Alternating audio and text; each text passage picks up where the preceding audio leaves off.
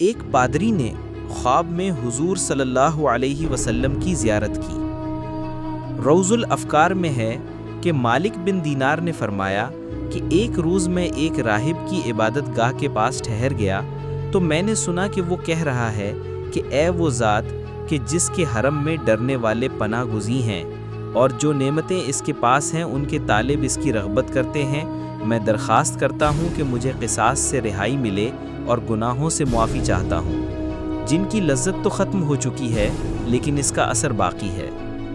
میں نے اس سے پکار کر کہا، اے راہب تو نے دنیا کو کیسے چھوڑ دیا؟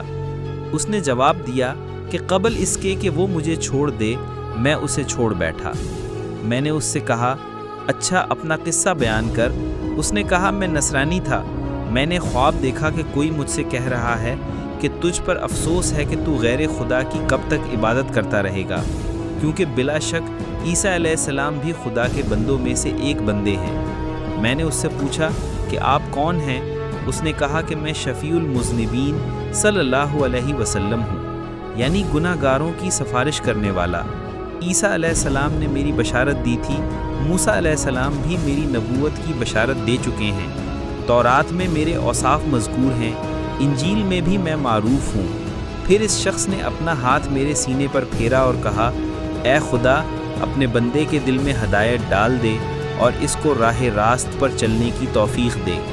پھر میں بیدار ہوا اور حالت یہ تھی کہ اسلام سے بڑھ کر کوئی چیز مجھے محبوب نہ تھی، بس میں مسلمان ہو گیا اور اپنے اسی عبادت خانے میں سکونت پذیر رہا۔ یہ کہانی ماخوذ ہے نزہۃ المجالس صفحہ 50 جلد اول، علامہ عبد الرحمن صفوی۔